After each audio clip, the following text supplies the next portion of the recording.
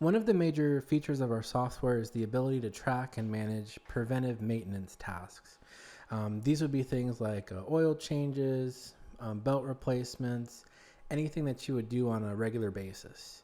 Um, there are two different ways you can add tasks to units, and we'll go over both of those. The first way is individually, so I can go to a piece of equipment and add all the tasks in. The second way is through a maintenance template, which is doing a group of tasks, creating that, and then applying that list to multiple units at the same time. We'll go over both. The first one we'll go over is just individually adding tasks to one unit only. Before we start, so I've got a test unit already pulled up here. If I click on edit on the top right, there's a place here where you can set the type of meter this equipment has.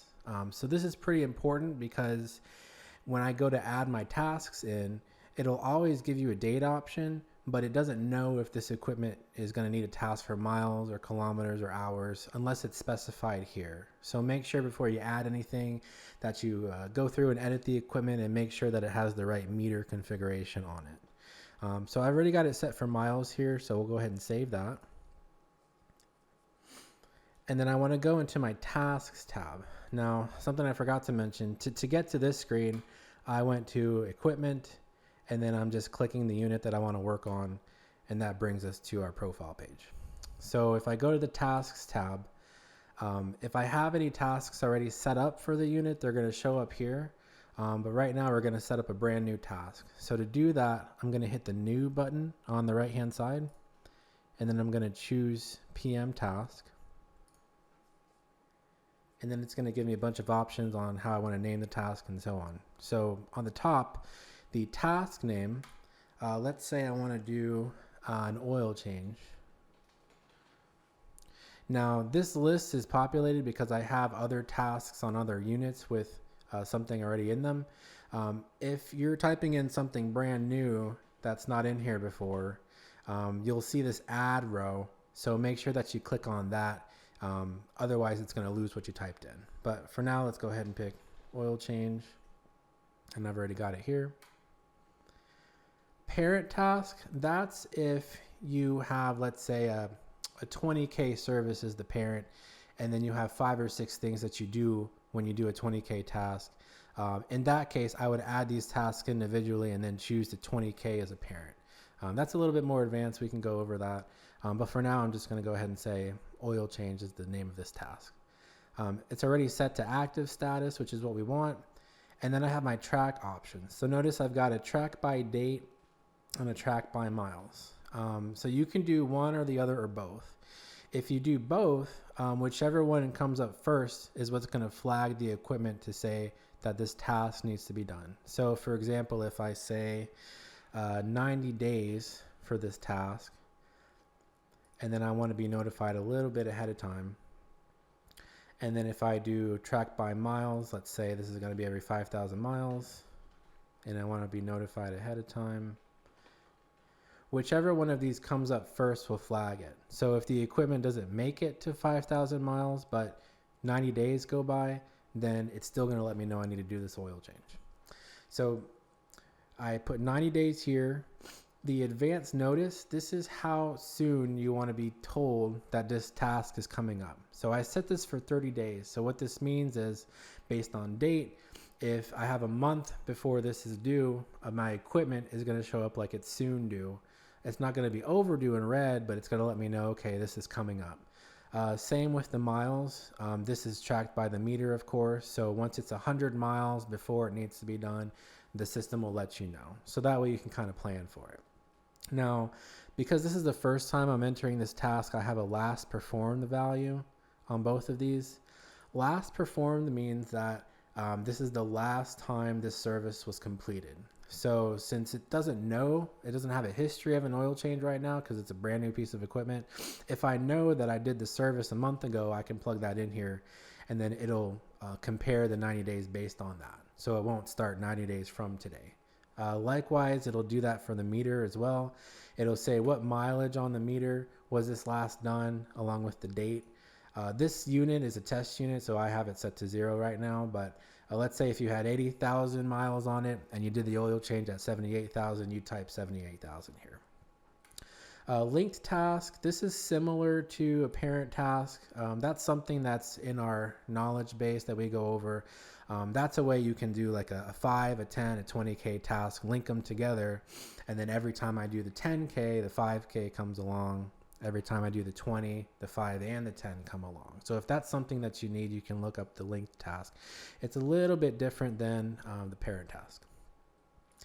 Additional details, there's a type that you can choose. So you can say if it's like electrical, some people just put preventive in here. It's optional, but if you want to give this task a designation of what kind of task it is, you know, it's like a subcategory of preventive, you can type it here.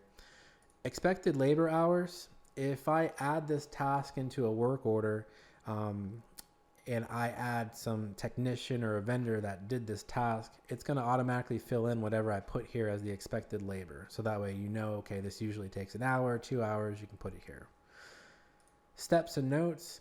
So if I have instructions that I want to provide to whoever's doing this task, I can write it out here. This will also show up on the task when I make a work order ticket.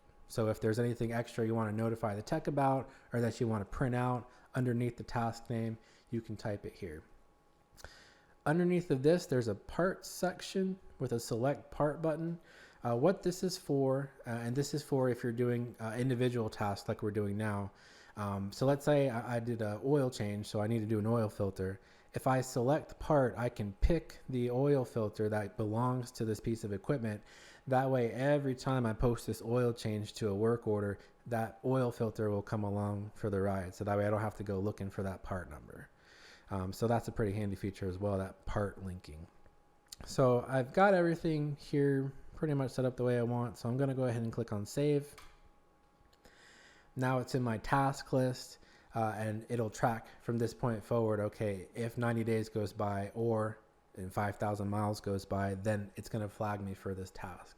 You can add as many tasks as you want here. So I can click on PM task again and I get the same option. So you can just fill this out as many tasks as you need to add to this equipment, and the system will track them all independently of each other.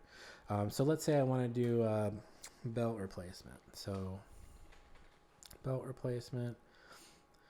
Let's not do a date on this one. Let's say this one's going to be 80,000 miles, something like that. Advance notice, let's say this will be 1,500. Then I'll save it. So whenever I do an oil change, or if I do a belt replacement and I complete that task, this timer is going to start over. But if I don't do them both at the same time, even though I finish my oil change, it knows, okay, I haven't done the belt replacement yet, so I'm going to keep tracking that as if it hasn't been done. So very useful. You can add, again, as many tasks as you want here. So this is one way of doing it. So I went to equipment, went to the test unit here, went to tasks, and then I added it. Now let's say I have a bunch of trucks, you know, same make and model, and they all have the same exact preventive maintenance task needs. Well, in that case, I don't want to go into every single unit, hit the task tab, and then fill this all out by hand. So there's another method of doing that, which is the maintenance templates. So a maintenance template is a way you can set up a list of tasks, and then you can apply it to a whole bunch of units at once. So to set that up, there's a gear on the top right that you'll want to click, and then you'll see a maintenance templates section here. So I'm going to click on that. It'll show you any templates you already have. So I'm going to click on new and set up a brand new one.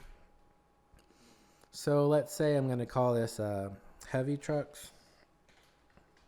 Now these we recommend making for a group of units. So you can put like Ford trucks here, Chevy trucks here if you want to, or specific make and model, or if you had different kinds of equipment like a generator or you know, a car, a bus, each of those would get their own separate templates.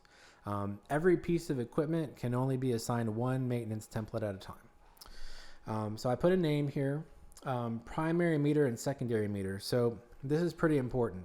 So remember when we edited that unit earlier, If I want to assign a template to it, the meters have to match. So if I set this to hours, because my test unit is set to miles, I won't be able to add this template to it. So you have to make sure that they're both the same or else it won't apply. So I'm going to go ahead and make this miles, and I'm going to leave the secondary meter empty, and then I'll save this. So now it's giving me the option to add a bunch of tasks here. So let's say I'll add, let's say a 20K service. And again, we'll just go ahead and do miles here. And then I'm going to do save and new because I'm going to go right around and add a new task to this template. And then let's say I do a 40K service. Same thing. So I'll do 40,000 here. So now I've got a couple of tasks here on my template. So if I want to assign equipment to this template, you would go back to the main maintenance template screen. And then I've got my heavy truck template. On the right hand side, there's a gear with the down arrow. So that's our action button. So I can add equipment and I can remove equipment. Right now I want to assign this template to a piece of equipment. So I'm going to hit add. And then any units in my list that match the meter configuration, which in this case, the primary is set to miles, and that's not already assigned to another maintenance template, will show up in this list. So my test unit that I made, I haven't added it to a template yet.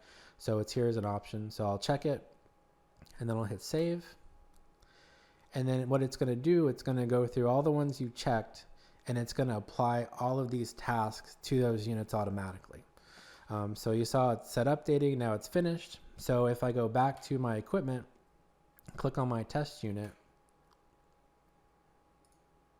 click on the tasks tab. Well, I guess before we do that, you'll see here maintenance, heavy truck. So that's how you can tell this unit's assigned to a template and what the template name is.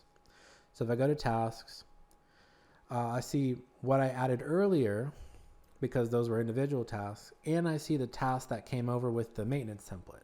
So just by this demonstration, you can see you can do a mix of both. So I have all my tasks that come over from a template.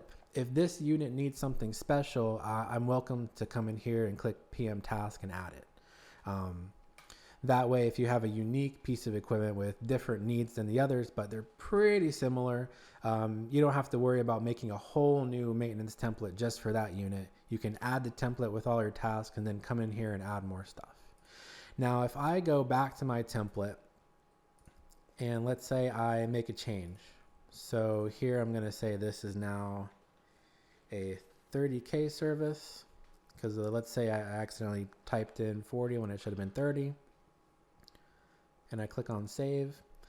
If I go back to my unit and go to tasks, it automatically changed to 30 for me. So any changes you make on the template level will automatically apply to each individual piece of equipment. So that makes it very nice because that way you're only in one place changing one thing. You don't have to go to 10 or 20 pieces of equipment and manually make that change across the board. So take advantage. Tasks are very powerful. If you have a lot of equipment that's very similar, then you'll definitely want to look into maintenance templates. Since we're here, I'll quickly show you what it looks like when the timer is up for these tasks. So for example, this oil change here, it's due every 5,000 miles. So let's see, it had a 100-mile notice. So let's say it's pretty close to that. So I'm going to go, I can do update meters here. And let's say it's at like 4950, really close to 5,000. So notice it says due in 50 miles. So that's my oil change. And notice all the other services too. Anything else that's due with miles as the tracking parameter, those are all going to update for you anytime you update the meter for this equipment. So it's all automatic in the background. The yellowish orange here tells me that this is not overdue yet, but it's going to be coming up soon. If I go into my home screen and look at my equipment due, I can see that my test unit is here, and then I can see what it's due for. Likewise, on the equipment list, I can see that it's got something due. It gives me the option to make a ticket for it. So let's say it's going past that now. So let's say it's at 55 and I haven't done that oil change yet. So now it turns red. So it tells me, hey, this oil change was due. You're past now. This is how far past when you were supposed to complete that oil change. I can also go to the task tab and see that. And it turns red now and lets me know I have to get this done. So let's say I get that finished. So I'm going to make a work order ticket for this. Notice when I make a work order ticket, it already pulled my oil change task because it knows that that's the thing that's due because it was marked orange or red. So it's already ready to go. So I can click the save button here. I've got my work order. I've got my task on it. I can add parts and labor, put the costs in and everything. So let's say it's all finished up. And let's say I up the odometer a little bit here. So I got it at 6,000 miles.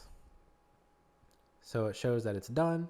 If I go back to my unit, go back to tasks, it's not red anymore because it shows that that task has been done and the timer's been reset. Because I just finished this, it knows that I have another 5,000 miles to go.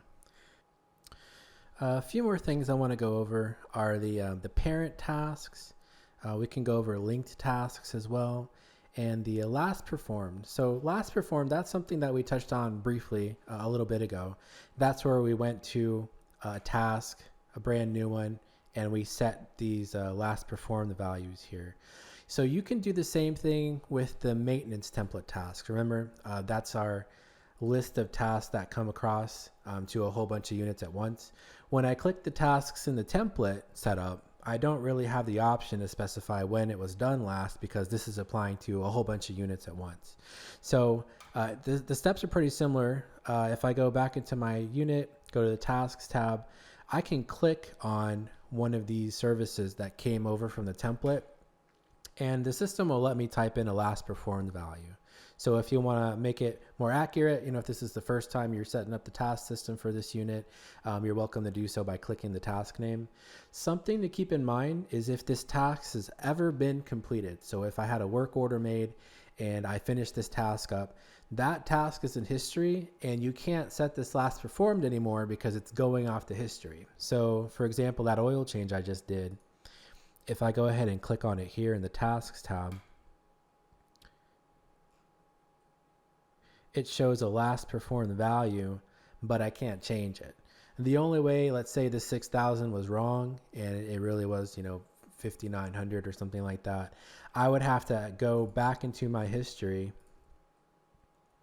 and go back into this work order, open it up and change it. Then that last performed value will update. So that's something to keep in mind. If you're trying to set it and you can't, it's probably because it's already been done. Parent tasks. So we'll explain that here. So I'm going to go ahead and make one. So let's say a PM task. I'm going to call this a parent task. And I've got one. It says general cleaning. We'll go with it here. And let's say I'm doing these based on date. So I'm going to do 30 days. And then I'll save and new because I'm going to do a brand new task. And then let's say I'm going to call this service 1. And then I'm going to hit the add button because it's not in here already. So I'm going to make sure that it keeps the name. If I don't click the add row and I click off of this, it just goes away. So something to keep in mind if you're typing something new. So go ahead and click the add. Now I have the option for parent task. So I'm going to go ahead and click on this and I'm going to choose my parent task that I made. And notice that all the tracking stuff goes away. That's because it's relying on that parent task for everything. So that way, if I ever do that parent task, this service comes along automatically. So I'll give you an example. Notice too, my parent task has a plus sign and my service 1 is not here right now. But if I hit the plus sign, I can see it's underneath that task. If I were to make a work order ticket and I add my parent task in, Notice that my child task, my service one that I made that's underneath that parent task, automatically showed up on my work order. I didn't have to go find it or anything. So if you have groups of tasks that go together and you want them all to show up on a ticket like this, then your parent-child task is the way to go. So I'm going to go ahead and we'll go ahead and complete this. So now I'm going to show you a linked task that's a little bit different. Similar but different. So I'm going to go ahead and do a 5 and a 10. So let's say I do a 5K.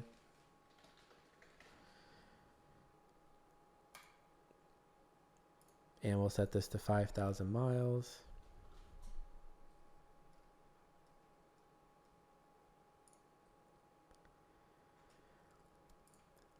And then a 10K service. And then I'm going to make this 10,000 miles.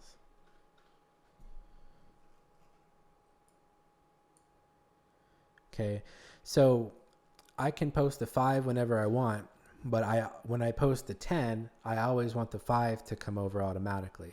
So notice it's a little bit different because when you do the parent task, you're always grabbing that service 1. But in this case, if I do the 5, I don't necessarily want the 10. But if I do the 10K service, I always want the 5. So that's the difference between your parent task and your linked task. So to link these together, on the edit screen here, there's a linked task drop-down box. So this is the lowest of them because this is 5. I have to actually go into the 10. Now it shows up with my options on what can be linked. So notice I have a 5K service here. I can link them together. Something to keep in mind, I'm going to cancel for now. If this was an 11,000 mile service for whatever reason, then I can't link them together. So if I hit linked task, I don't get anything.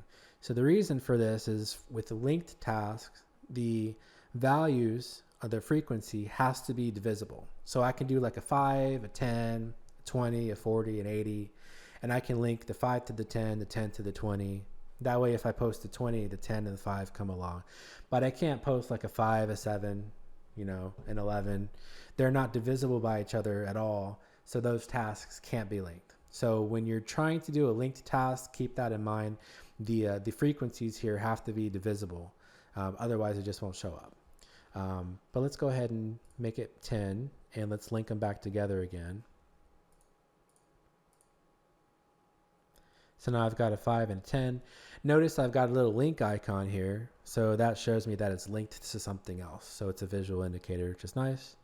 So I'm going to demonstrate adding them now. So if I go to a work order and I add my 5K service, I just get that.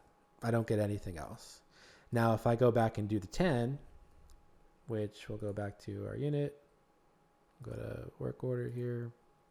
And let's say I'm going to do my 10K service that I just set up. The 5 automatically comes in because they're linked together. So between the tracking options that come with the task and then being able to group them together with the parent task and then the linked task that we just showed you, you should be able to get it set up pretty much exactly like you want. Now, something else I forgot to mention, if we go back to our task list here, let's say I added these, some of these by accident, or I no longer want them to be tracked anymore. Let's say that I'm switching up the tasks now and I want to remove some stuff and put some new tasks on here. So I'm going to show you how to turn the tasks off and how to delete them if it gives you the delete option. So this parent task, if I click on this and I scroll down to the bottom, usually I'd get a delete button here, but it says on the very bottom that I can't delete this because I have a work order ticket. So what this means is that if I've ever done this task and it's in history, I can't just completely get rid of it. I can't delete it from the system altogether, but you can set the status to inactive. So I can change it here, click on save, and it's gone from the task list. If I inactivate it by accident, I can click on this drop down, go to inactive, and then I can see it here, click on it, and I can set it back to active if I want to. So even though you can't delete it, the system won't track this task anymore. It won't email you about it or remind you about it anymore. So if you're going through and cleaning up old tasks, inactivating them is a good way to go. If it's a task that you just added that you want to get rid of, so let's say this belt replacement, I've never done this yet because I didn't make a work order for it. If I click on belt replacement, I can hit the delete button down here, and that'll just completely get rid of it. So if I go ahead and hit OK on the delete option, it's not inactive and it's not in my task list because I've never done it. There's no history attached to it. The system thinks it's safe. It'll let me just completely delete it.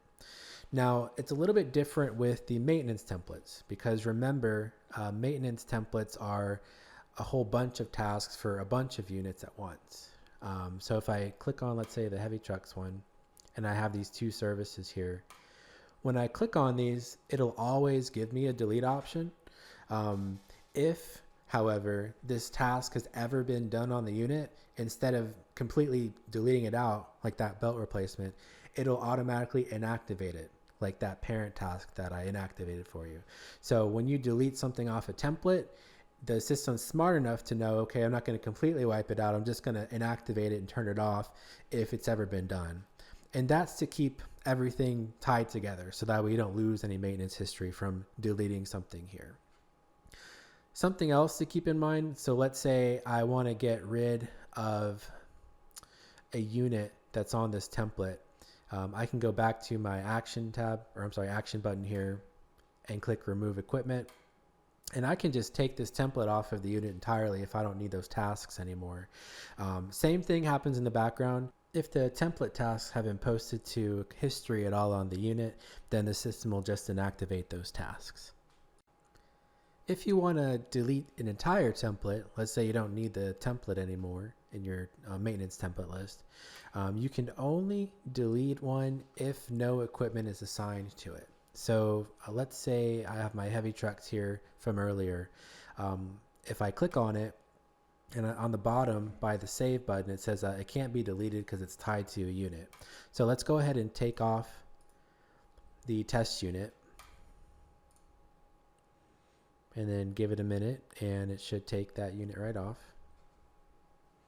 So if I go back into heavy trucks, now I get a delete option. So if you need to go through and clean these up, you'll have to unassign the equipment from the template first, then you'll get the delete option. And we went over quite a bit with these PM tasks. I think we went over pretty much everything you need to get started. So of course you can rewatch the video if you missed anything, or we do have some extra information in the knowledge base. So if you click on the question mark on the top right and go to help, we've got a maintenance tasks and inspections section. And then I have pretty much what we went over here, how to do the templates, how to add the tasks. So feel free to browse through here if you want to have a brief overview or review of what we went over in the video. Thanks for watching. You can find more video tutorials on our YouTube channel. For more information about our software products, please visit our website at mtcpro.com.